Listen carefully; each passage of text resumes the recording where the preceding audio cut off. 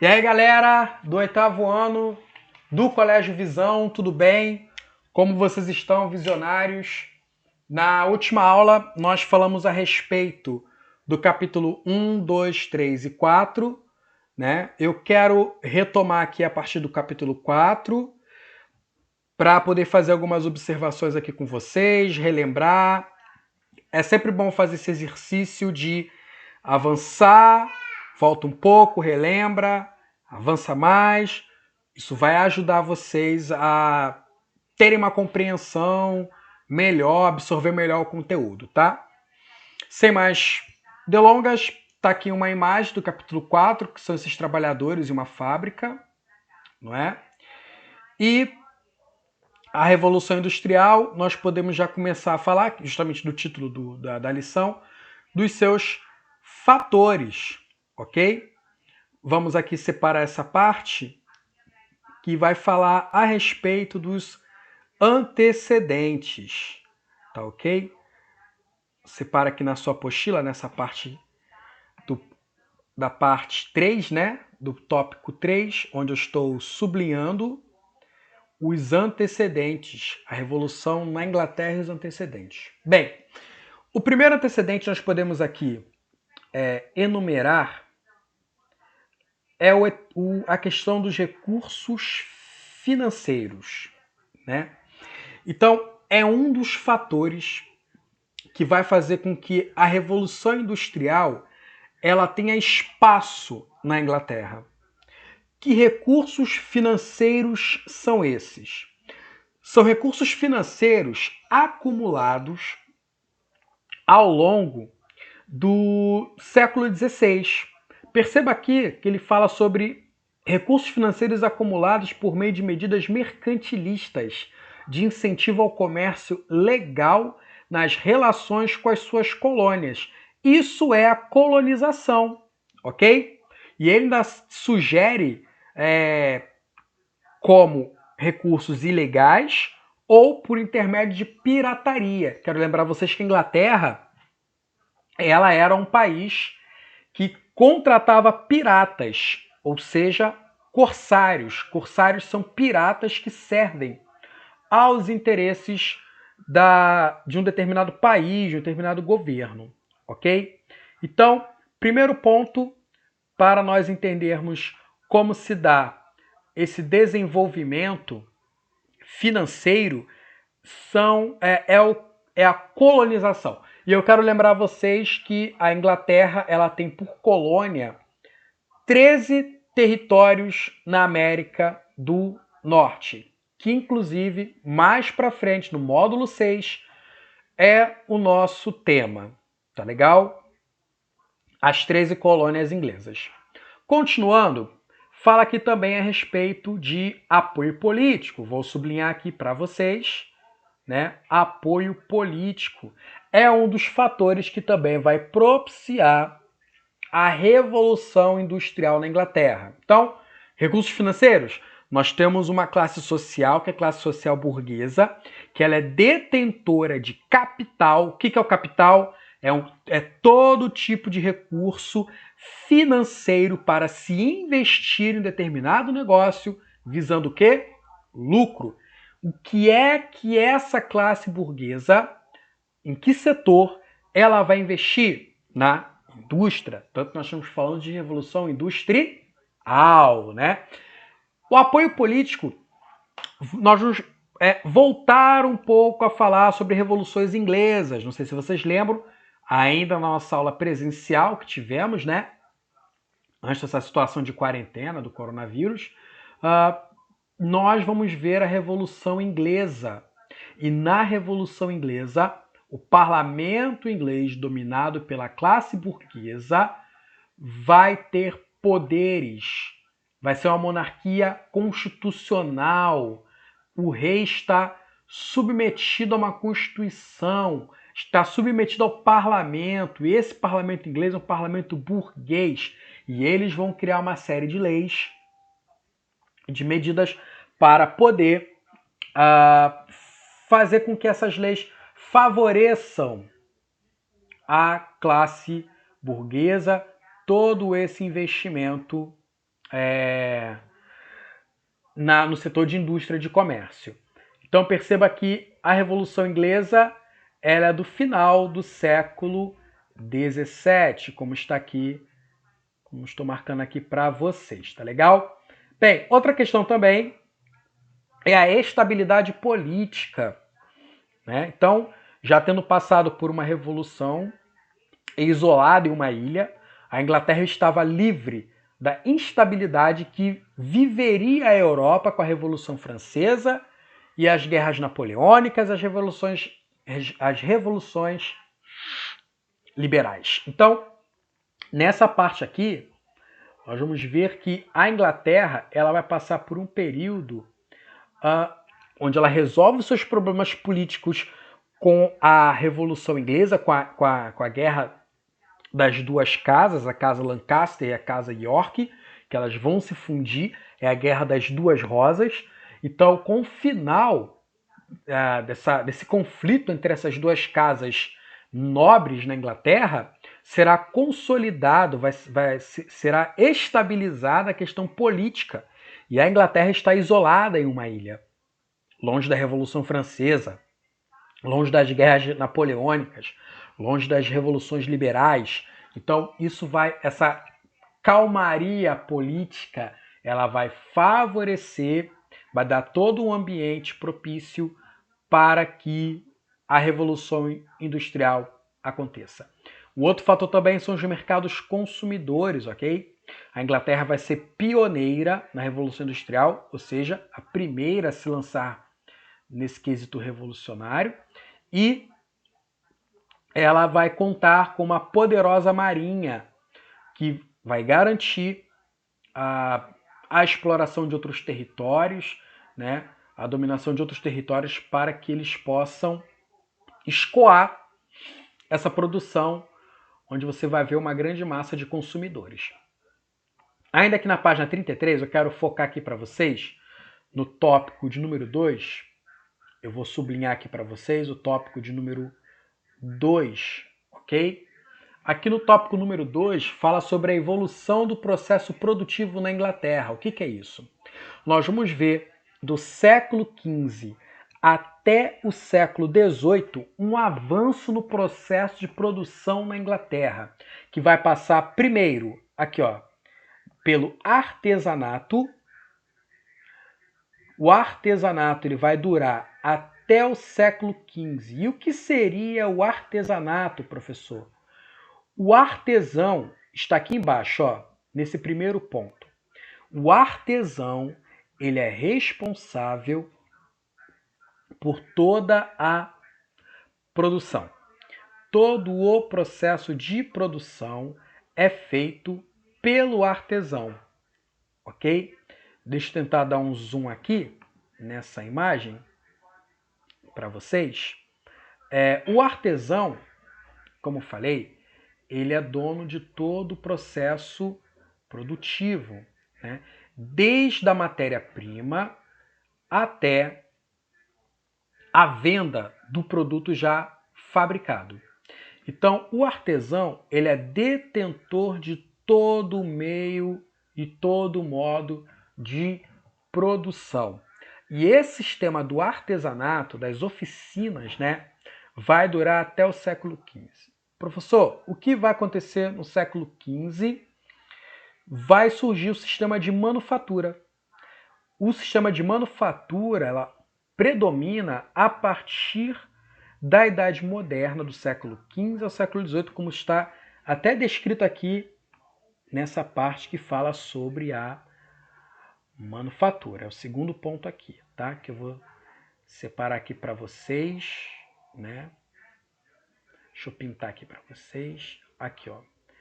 Então, a manufatura é quando as oficinas e ferramentas passam para a burguesia manufatureira. Então, quando a ferramenta de trabalho e o local de trabalho, que é a oficina, ela passa a ser um instrumento de dominação da classe burguesa, ou seja, os burgueses passam a ser os donos desses materiais e não mais o artesão, nós vamos começar a ver o sistema de manufatura. na manufatura, esse burguês, dono do capital, dono das ferramentas, ele vai começar aqui embaixo, ó, a empregar os artesãos despossuídos como assalariados. Esses artesãos são despossuídos do quê, professor?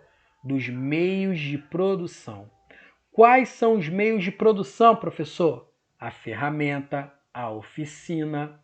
Agora, o artesão, ele sai da sua casa, vai até a manufatura e lá ele tem um ambiente para trabalhar.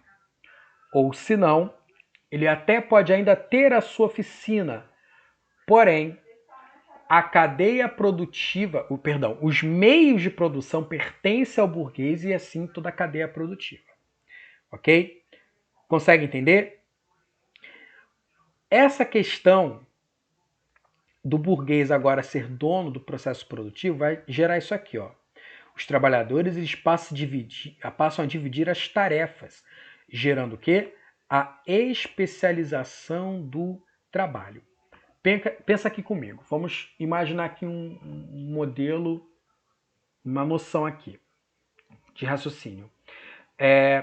Você tem uma fábrica, é a manufatura, né? Cada indivíduo, estou riscando aqui a pintura toda, né? Cada indivíduo cada artesão ele vai cuidar de uma parte do processo produtivo. Então, vamos aqui pensar. Tem um artesão na manufatura que ele é responsável por pregar os pregos numa determinada peça. Ele passa o dia inteiro apenas pregando os pregos numa peça, ok? Ele não sabe fabricar todo o produto. Ele só sabe pregar pregos numa determinada peça. Esse artesão, ele é dono do modo de produção? Não. Ele não domina todo o modo de produção. O modo de produção é como eu faço tal objeto, tal produto. Então, nem disso ele é dono mais. Nem das ferramentas, que são os meios de produção, ele não sabe mais produzir todo o material, todo o produto. Logo, ele não é dono todo o modo de produção. Ok? Bem, continuando aqui, para a gente poder avançar, isso vai durar até o século XVIII, quando vai surgir o sistema de maquinofatura. Tá ok? Estou vendo agora aqui os exercícios. Deu uma avançada aqui. É porque agora estou querendo achar aqui a próxima página, tá? Esse aplicativo aqui é novo. O tio ainda está se inteirando com ele. Acho que foi aqui. Beleza. Então, outros tópicos aqui também, para a gente poder avançar. Outro tópico aqui também é o da maquinofatura, como eu estava falando para vocês. A maquinofatura, ela ocorre no contexto da Revolução Industrial, na segunda metade do século XVIII, como está descrito, né? Eu vou separar aqui para vocês, ó. Isso, essa parte aqui, né? Vocês saberem onde é que eu tô. Então, a maquinofatura, ela dá-se início na segunda metade do século XVIII, e aí nela, as ferramentas, as oficinas, elas vão evoluir, e agora nós vamos ter máquinas e fábricas, vai haver um sistema muito mais complexo. Se na manufatura os artesãos trabalham manualmente dentro de um ambiente de trabalho, agora esses artesãos, a força de trabalho deles não está apenas em produzir manualmente o produto, vai ser inserida agora as máquinas, ok? Tanto que o nome é maquinofatura. Quando a gente fala de maquinofatura, nós estamos falando de disponibilidade de recursos técnicos, que é um outro fator também da Revolução Industrial, que é a nossa próxima página. Está aqui, ó. É esse tópico. Ele vai falar a respeito de recursos técnicos. E que recursos técnicos são esses? Vou aqui selecionar para vocês, ó, a ciência mecanicista de Newton no mundo da produção, como equipamentos do setor têxtil. E aí aqui, ó, a máquina a vapor de James Watt. Então, em 1768, um camaradinha chamado James Watt vai inventar essa máquina que está aqui na foto, olha. Risquei aqui, ó. Tá aqui, ó, dei um zoom. Ele vai criar uma máquina para aumentar a produção, e não só aumentar a produção, mas também reduzir a quantidade de trabalhadores nas fábricas, né? Então, isso vai fazer o quê? Qual o resultado disso? O barateamento do custo de produção. Okay? Inclusive, isso vai ser motivo para uma revolta, um conflito que vai acontecer na Inglaterra por parte dos trabalhadores que vão se manifestar contra a substituição de mão de obra de trabalho por máquinas. Tá legal? Bem, vamos voltar aqui.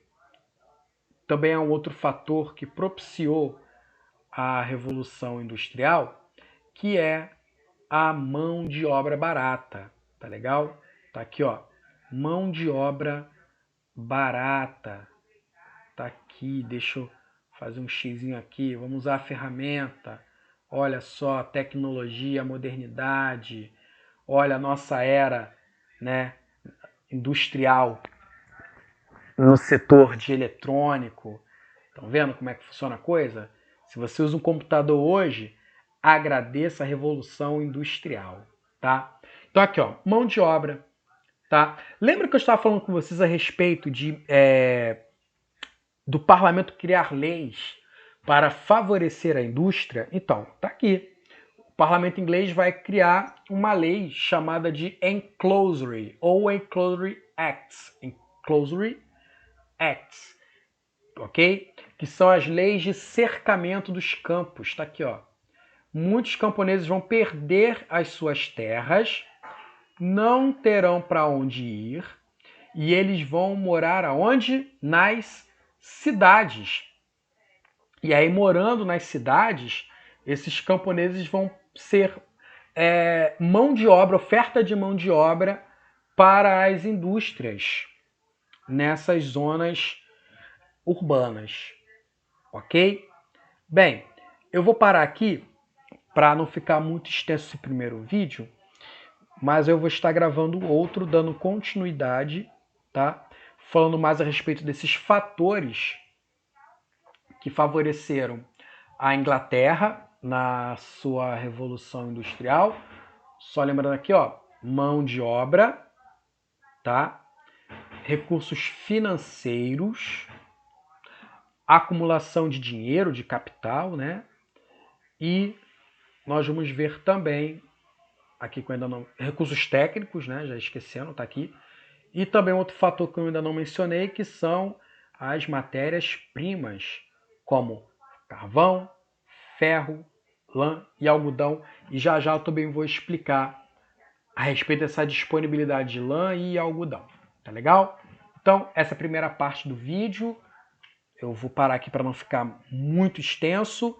E já já eu vou para a segunda parte aqui com vocês, continuando a partir do cercamento dos campos, da onde eu vou explicar a questão da matéria-prima algodão e lã, e vou falar um pouquinho mais a respeito do ferro e carvão, como sendo matérias-primas também para as fábricas, ok?